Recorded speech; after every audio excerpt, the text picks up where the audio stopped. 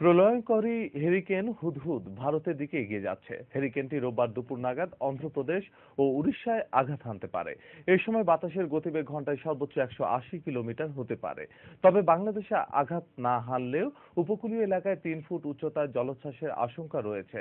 আবহাওয়া অধিদপ্তরের পরিচালক শাহ আলম জানান, হুদহুদের প্রভাবে উপকূলীয় জেলাগুলোতে দিনভর বৃষ্টি হচ্ছে। সমুদ্র বন্দরকে 3 নম্বর ও নদী বন্দরগুলোতে 2 নম্বর স্থানীয় সতর্কতা সংকেত দেখিয়ে যেতে বলা হয়েছে। আর দুর্যোগ ব্যবস্থাপনা অধিদপ্তরের মহাপরিচালক আব্দুল ওয়াজেদ জানান, হুদহুদের কারণে সৃষ্ট পরিস্থিতি মোকাবেলায় জেলাগুলোতে প্রয়োজনীয় নির্দেশনা দেওয়া হয়েছে। ফাহিম মুনায়েমের রিপোর্ট। পূর্ব মধ্য ও দক্ষিণ পূর্ব বঙ্গোপসাগরে অবস্থানরত তীব্র ঘূর্ণিঝড় হুদহুদ হেরিকেনের প্রবল শক্তি নিয়ে ধেয়ে যাচ্ছে ভারতের অন্ধ্রপ্রদেশ ও উড়িষ্যার দিকে। রোববার দুপুরে এটি উত্তর অন্ধ্র ও দক্ষিণ উড়িষ্যা উপকূলে আঘাত হানতে পারে। ভারতের উড়িষ্যা থেকে প্রায় 300 কিলোমিটার দূরে এবং বাংলাদেশের মংলা সমুদ্র বন্দর থেকে 800 কিলোমিটার দূরে ঘূর্ণিঝড়টি অবস্থান করছে। সেন্টারটা বাংলাদেশ থেকে অনেক দূরে, প্রায় সেন্টার হচ্ছে 875 কিলোমিটার দূরে খুলনা থেকে। আর উড়িষ্যা থেকে সেন্টার হচ্ছে উড়িষ্যা, অন্ধ্র এসব জায়গা থেকে 350-400 কিলোমিটারের মধ্যে এই এলাকাগুলি আছে। উপকূল অতিক্রম করার সময় সর্বোচ্চ বাতাস 180 থেকে 85 কিলোমিটার পর্যন্ত হতে পারে। হুদহুদের প্রভাবে সারা দেশে বৃষ্টিপাত সহ জলোচ্ছ্বাস বৃদ্ধি পাচ্ছে বলে জানান আবহাওয়া অধিদপ্তরের পরিচালক শাহ আলম। এর প্রভাবে বাংলাদেশের যা ঘটে সেটা হলো বাংলাদেশে বৃষ্টিপাত হবে কিছু, বাংলাদেশের এলাকাগুলিতে উপকূলীয় এলাকাগুলিতে জলোচ্ছ্বাস হবে 1 থেকে 3 ফিটের মতো। আর বাতাস কিছু হবে, যে পরিমাণ বাতাস হবে সেটা ঝড়ের কোনো বাতাস নয়, এটা বর্ধিত অংশের কিছু বাতাস। উপকূলীয় জেলাসমূহের মানুষদেরকে ঘূর্ণিঝড় হুদহুদ পরিস্থিতি মোকাবেলায় করণীয় এবং নিরাপদ স্থানে অবস্থান করার জন্য সতর্কতা প্রস্তুতিমূলক ব্যবস্থার কথা জানান দুর্যোগ ব্যবস্থাপনা অধিদপ্তরের মহাপরিচালক। প্রায় 50,000 ভলান্টিয়ার দ্বারা উপকূলীয় পূর্বাঞ্চলে, দ্বীপাঞ্চলে আমরা জনগণের কাছে মেসেজ দিয়েছি এবং তারাও সেখানে সক্রিয়ভাবে কাজ করছে। জনগণকে এই সাইক্লোন সম্পর্কে অবহিত রাখা, জলোচ্ছ্বাস সম্পর্কে অবহিত রাখা এবং জেলে সম্প্রদায়গুলোকে তারা জানিয়ে দিচ্ছে যে তারা যেন নিরাপদ স্থানে চলে আসে। ফাহিম মুনায়েম, মাই টিভি, ঢাকা। পবিত্র হজ ও তাবলিগ জামাত নিয়ে বিরূপ মন্তব্য করায় ডাক, টেলিযোগাযোগ ও তথ্য প্রযুক্তি মন্ত্রী আব্দুল লতিফ সিদ্দিকীকে মন্ত্রিসভা থেকে অব্যাহতি দেওয়ার বিষয়ে প্রজ্ঞাপন জারি হবে রাষ্ট্রপতির সইয়ের পরপরই। সচিবালয়ে সাংবাদিকদের এক প্রশ্নের জবাবে মন্ত্রিপরিষদ সচিব মোহাম্মদ মোশাররফ হোসেন ভূঁইয়া এই কথা বলেন। তবে কবে কোন প্রক্রিয়ায় লতিফ সিদ্দিকীকে অব্যাহতি দেওয়া হচ্ছে তা স্পষ্ট করেননি সচিব। এই সম্পর্কে মাননীয় প্রধানমন্ত্রী বলে দিয়েছেন, জানিয়েছেন। এখানে নতুন করে তো কিছু আমার বলার নাই, আপনারা জেনেছেন। সামারি রেডি করেছি কি করব সেটা বড় কথা নয়। সামারিটি মহামান্য রাষ্ট্রপতি কর্তৃক অনুমোদিত হতে হবে, আনুষ্ঠানিক অনুমোদনের প্রয়োজন হবে। সেই অনুমোদনের পরেই প্রজ্ঞাপন জারি হবে। এদিকে আব্দুল লতিফ সিদ্দিকীর বিতর্কিত বক্তব্যের জন্য ক্ষমা চেয়েছেন তার ছোট ভাই কাদের সিদ্দিকী বীর উত্তম। সকালে জাতীয় প্রেস ক্লাবে পরিবারের সদস্য হিসেবে কাদের সিদ্দিকী ব্যক্তিগতভাবে সংবাদ সম্মেলনে এই ক্ষমা প্রার্থনা করেন। এই সময় কাদের সিদ্দিকীর দল কৃষক শ্রমিক জনতা লীগও লতিফ সিদ্দিকীকে নিঃশর্ত ক্ষমা চাওয়ার আহ্বান জানায়। দেশের মানুষের ধর্মীয় অনুভূতিতে যে আঘাত লেগেছে তার জন্য ক্ষমা প্রার্থনা করার জন্য আমি এসেছি। আমার বড় ভাই হিসেবে যদি তিনি ক্ষমা প্রার্থনা না করেন, তিনি যদি অটল থাকেন, তার আইনানুগ বিচার হবে, যা হবার তাই হবে। আব্দুল লতিফ সিদ্দিকীকে ইন্টারপোলের মাধ্যমে কেন দেশে ফিরিয়ে আনা হলো না, দেশবাসী তা জানতে চায় বলে মন্তব্য করেছেন বিএনপির স্থায়ী কমিটির সদস্য ব্যারিস্টার রফিকুল ইসলাম মিয়া। আর প্রচার সম্পাদক জয়নুল আবদিন ফারুক বলেছেন, শুধু আওয়ামী লীগ ও মন্ত্রিপরিষদ থেকে বাদ নয়, সংসদ সদস্য পদ থেকে বহিষ্কার ও গ্রেফতার করে লতিফ সিদ্দিকীকে দৃষ্টান্তমূলক শাস্তি দিতে হবে। রাজধানীতে আলাদা অনুষ্ঠানে তারা এসব কথা বলেন। ইউসুফ আলীর রিপোর্ট। ডাক ও টেলিযোগাযোগ মন্ত্রী আব্দুল লতিফ সিদ্দিকীর বিচারের দাবিতে জাতীয় প্রেস ক্লাবের সামনে মানববন্ধনের আয়োজন করে স্বাধীনতা ফোরাম।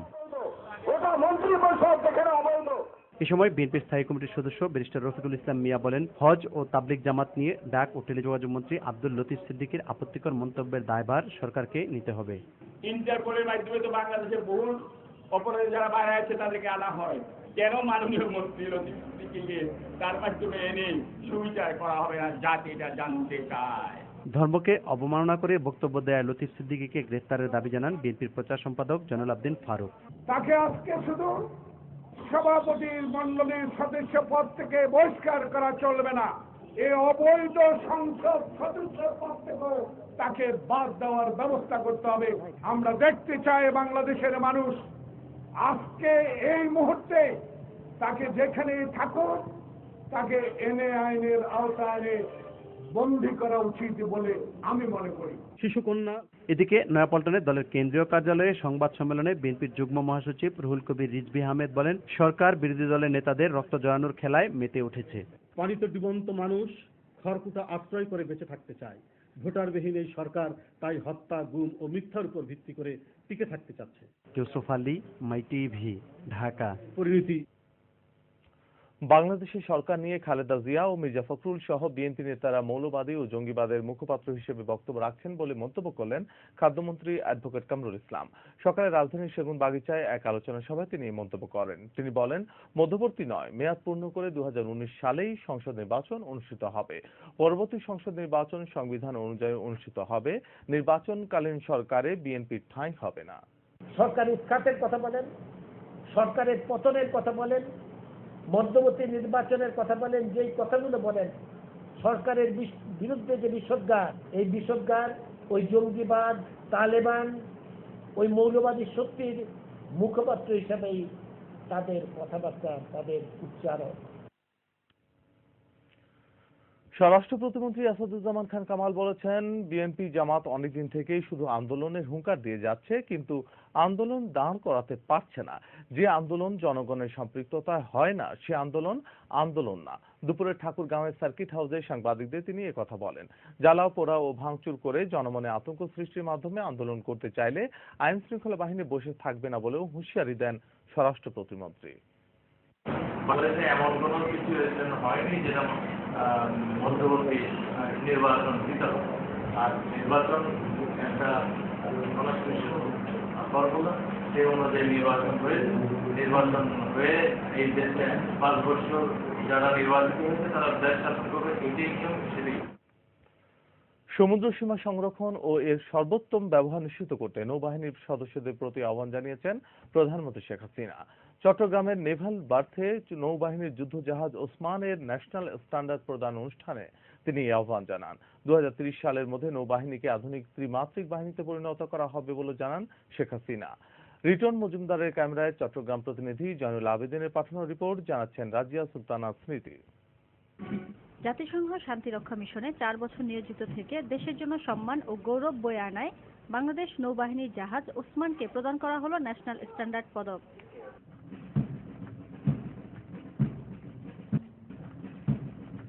চট্টগ্রামের নেভাল বার্থে পদক প্রদান অনুষ্ঠানে প্রধান অতিথি হিসেবে যোগ দেন প্রধানমন্ত্রী শেখ হাসিনা।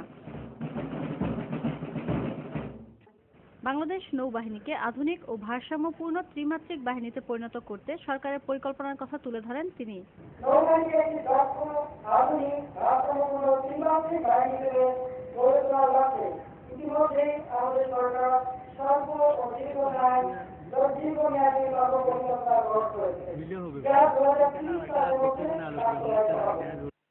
দেশের জলসীমা সার্বভৌমত্ব রক্ষার পাশাপাশি মৎস্য সম্পদ রক্ষা, চোরাচালান প্রতিরোধ ও সমুদ্রে জলদস্যুতা প্রতিরোধে নৌবাহিনীর সদস্যদের সর্বদা সতর্ক থাকারও নির্দেশ দেন প্রধানমন্ত্রী।